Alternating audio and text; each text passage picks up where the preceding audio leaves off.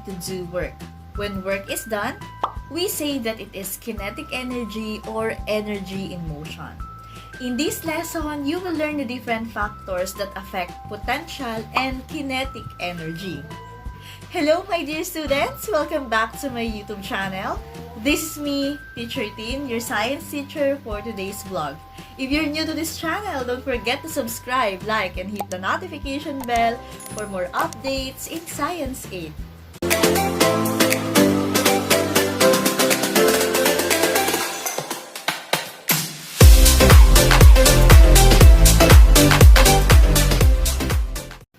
For today's lesson, we will talk about your Quarter 1, Week 3, Module 3 of your Science 8. And for today's lesson, we will discuss the factors affecting potential and kinetic energy. Before we discuss the difference between potential and kinetic energy, so let's talk about the word energy. Ano ba pag sinabing energy? So we say that energy is simply defined as the ability to do work. Okay, and when work is done, we say that it is kinetic energy or energy in motion.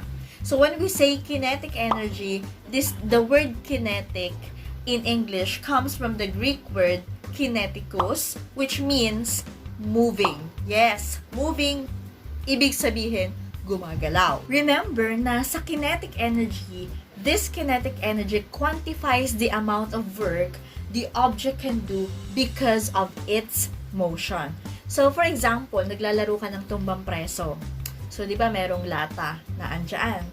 So, ngayon, yung tsinelas mo, kinuha mo, tapos yun yung ginamit mo para batuhin yung lata. So, nung natumba yung lata, so, yung ginamit mo na tsinelas para batuhin yung lata, so, meron yung kinetic energy. When we say potential energy is present when work is waiting to be done or when there is a potential for work to be performed. And it is affected by its mass of the objects and gravitational force. At tandaan, ang ating acceleration due to gravity is 9.8 meter per second squared. So, when it comes to potential energy, since sabi natin it is affected by the mass and its gravitational force, so yung dalawang object na parehas, parehas silang ng position, okay, two objects that are in the same position, parehas silang may potential energy. Kaya lang, yung isang bagay na mas mabigat, siya yung may greater potential with respect to its position. Let's say, for example, so itong dalawang object, okay, kung titingnan natin, same lang naman sila ng position. But, if we're going to measure the mass of the two object or the weight of the two object, so, mas mabigat syempre ito kaysa dito. So, kaya naman, mas greater ang kanyang potential energy kaysa dito sa isa. So, paano naman kung parehas naman ng mass yung dalawang object, pero inilagay sila sa magkaibang position? So, meron din silang potential energy, pero magkaiba na sila ngayon ng potential energy. So, makaka-apekto naman dito yung kanilang height. The object at a higher position, so yung mas mataas, kung saan mo nilagay siya na mas mataas, yun yung may greater potential energy. Remember that kinetic energy is energy of motion, while potential energy comes from work having been done on an object which was then stored. Okay, let's try to get a piece of rubber band. But since I do not have any rubber band here, so let us just use this, ano ba tawag dito? Ponytail. Since ito ay elastic din naman, Okay, so it has potential energy relative to its position. So, when we place this in my hands, so it has also gravitational potential energy. So, if we cinch the rubber band from my finger, so, ayan, hilahin natin. Try natin siyang i-stretch. Yan. Then, the potential energy has been transformed into kinetic energy. Kasi, di ba, from no motion, tapos, hinila natin siya. So, nagkaroon ng motion. Kaya, yung potential energy, naging kinetic energy. So, while it was stretched waiting for you to release it, so, ayan, di ba, in-stretch natin, di ba, nakatigil siya, so, potential energy. Nung in-stretch natin siya, naging kinetic energy. So, nung nirelease natin siya, bumalik na ulit siya sa pagiging niyang potential energy. So, it was stationary but work was done on it to move to its present position. So, ganun po ang nangyayari sa kinetic and potential energy. Okay, let's have another example. So, ayan, kunwari umakit sila ng bundok. So, ayan, ang ganda ng drawing ko. Okay, so may taong nagbabike. So, habang nandito siya, so, nung siya umaandar pataas, meron tayo ditong kinetic energy in kasi paakyat siya. So, pagdating niya sa dulo, medyo nag-stop siya dyan. Kasi parang patag na siya. So, naging potential energy yan. And then, nung pababa na ulit siya, doon na ulit nagsimulang maging kinetic energy, which is energy out. So, yun din yung nangyari kanina doon sa ating rubber band. So, nakatigil sa potential. So, in-stretch natin, kinetic energy. When we release it, so, bumalik sa dating position, potential energy once again.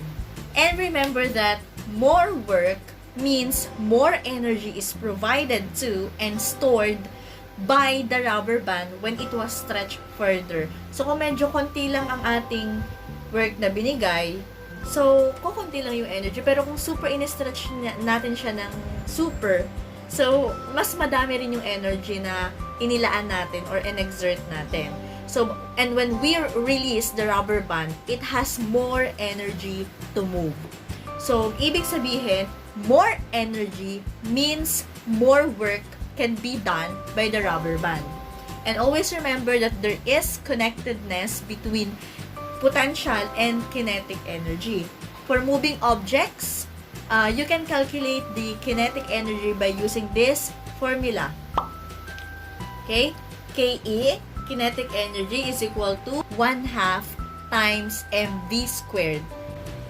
Based on our formula, which is KE is equal to 1/2 mv squared, so kahit pa sabihin natin na mass and velocity both have great effects on kinetic energy, so mas malaki pa rin yung significance nung velocity natin when it comes to determining the kinetic energy. Okay, look at this picture.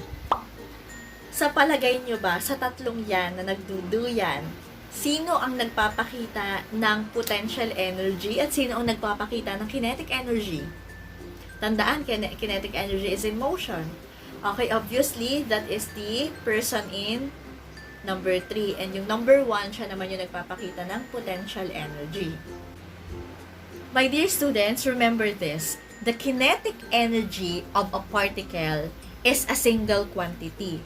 But the kinetic energy of a system of particles, pwede siyang ma-divide into various types. Depende na lang sa kanilang system and sa kanilang motion.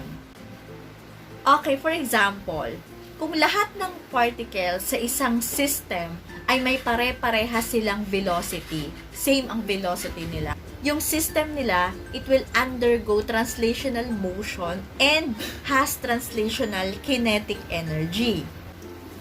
Another example, so kung ang isang object ay nagro-rotate, maaari na meron siyang tinatawag na rotational kinetic energy. So, pag ang isang bagay naman ay nagba-vibrate, pwedeng sabihin natin na meron siyang vibrational kinetic energy. The kinetic energy of a system relative to the frame of reference may be called internal kinetic energy.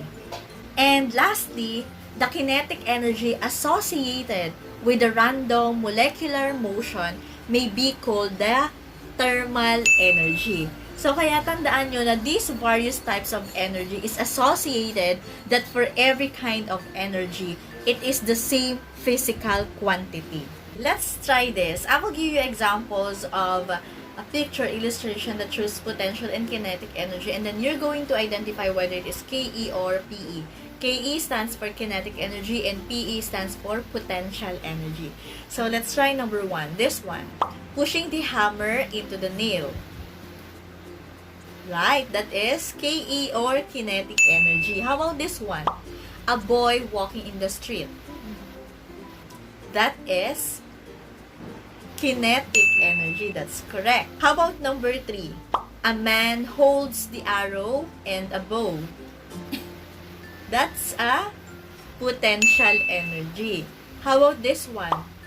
The arrow approaching the dartboard. Wow, that is kinetic energy. How about this one? The flower vase on top of the table. That is potential energy. That's correct. Okay, next, I will show you two pictures here. Picture A and picture B. Now, I want you to determine which picture shows kinetic energy and which picture shows potential energy. Okay, is it picture A that shows a man kicking a ball, or picture B which shows a man holding a ball? Okay, that's good. So picture A that shows a kinetic energy because there is it's an energy in motion. And then picture B, since hinahawakan lang naman yung bola, there is no motion, so that is potential energy. So my question is, what are the factors that affect the kinetic energy? Okay. So, sa tandaan na sa kinetic energy, merong dalawang factors na nakaka-apekto dito. Yan yung tinatawag nating mass and of course, its velocity. While sa potential energy is determined by three factors. We have the mass, the gravity, and the height. Okay, for your learning task number 3, look at the things around you. So, you have to list down 5 examples of potential and kinetic energy. So, tingin lang sa paligid. So, as long as may nakikita kayong object na gumagalaw, you can write those under the kinetic energy and energy at rest. So, yan naman yung sa potential energy. So, in our next activity, so I will give you examples of problems that shows how to compute for the potential and kinetic energy. Okay, to get the KE or kinetic energy, our formula is KE is equivalent to 1/2 times mv squared. Okay, so ang unit natin ng V is meter per second. So, since ini-squared natin tong V, so ang mangyayari niyan, it will turn into meter squared per second squared. Okay? And then, our M is kilogram. So, when we multiply this one to this one, so it will result to kilogram times meter squared per second squared. And that is equivalent to the unit of KE energy, which is joule. So, joule is equivalent to kilogram times meter squared per second squared, or simply, pwede rin siyang kilogram times meter per second squared with another M. Okay? And this is also the unit for the potential energy. So, ano ba ang unit ng potential energy? Is we have PE as potential energy and we have mgh. So, H stands for the height. So, height, ang unit ng height ay meter. And our unit of gravitation is meter per second squared. So, our unit of mass is kilogram.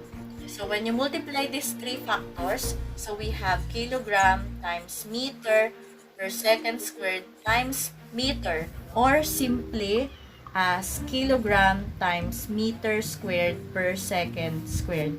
And that is also equivalent to joule, which is the unit of our potential energy. Okay, this one.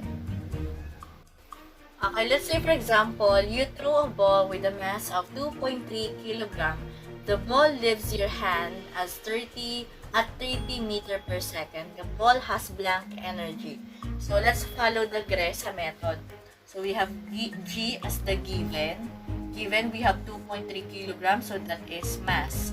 Mass of 2.3 kilogram. Again, this is just an example. This is not the answer in your module, but this is just an example. So, 30 meter per second, that pertains to meter per second, so that is velocity. So, we have V is equal to 30 meter per second. So, our required is energy. So, what kind of energy is this? Since we have the mass and the V, which is the velocity, and throw, a ball. So, ibig sabihin, may energy, may motion. So, we are looking for the kinetic energy. So, what is the equation? So, we have kinetic energy is equal to 1/2 mv squared. Okay, so what is our solution? Solution will be Ke is equivalent to 1/2. Our m is 2.3. So, 2.3 kilogram times velocity, which is 30 meter per second squared. So, diretso natin dito. So, this is, okay, let's compute half. So, we have 2.3 kilogram and the square of 30 is 900 meters squared per second squared. Okay, so we have, so i-multiply na natin siya lahat, 1,035, okay, kilogram times meter squared per second squared, or our final answer is 1,035 joule. So that is our Ke.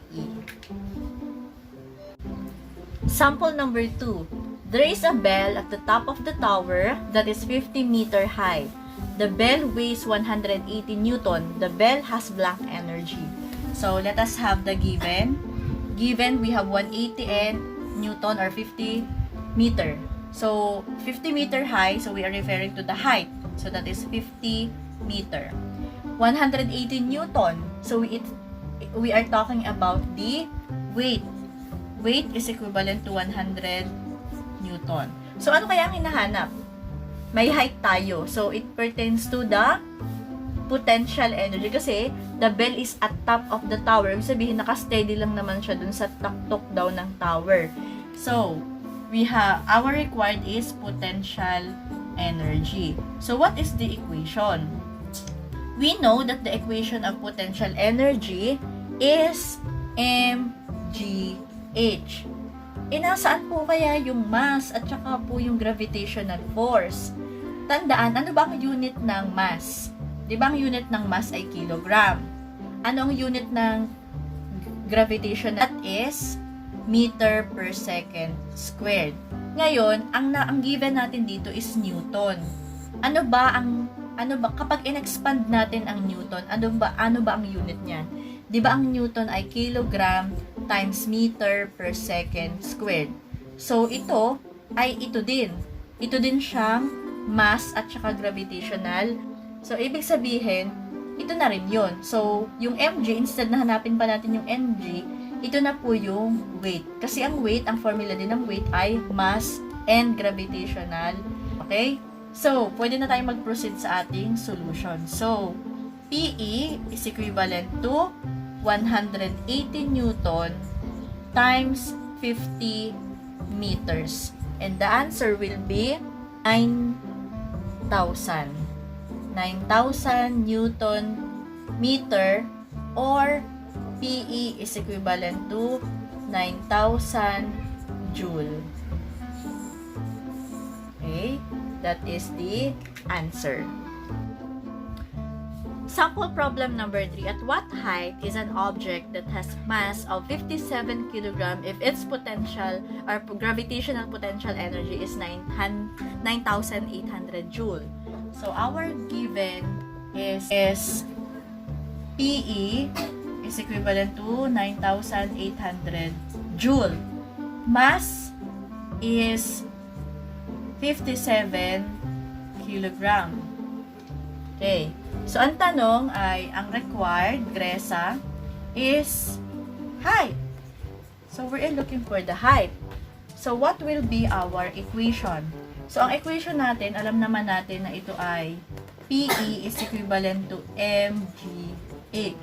So, paano naman kung hahanapin ang height? So, para may derive natin yung formula, so, pwede natin siyang i-divide mg. So, para makancel natin to. So, pagpalitin natin ng pwesto para mas madali. So, height will be PE over mass times gravitational acceleration. Okay. So, and alam naman natin na ang ating G is equivalent to 9.8 meter per second squared. So, pwede na natin kunin yung solution yan. So, height is equivalent to PE, which is 9,800 joule. At ang joule natin ay kilogram times meter squared per second squared. Divided by, anong ating M?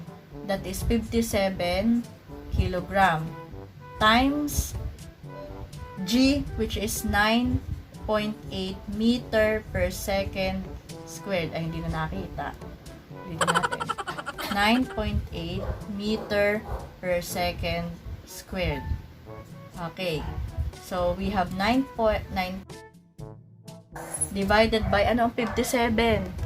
Times 9.8. 558.6 kilogram. Times meter per second squared. So, cancel ang kilogram. And then, cancel ulit itong second squared. And then, cancel yung isang M at yung isang M. So, natira is meter. And when we divide this one, 17.54 meter. And that is our height.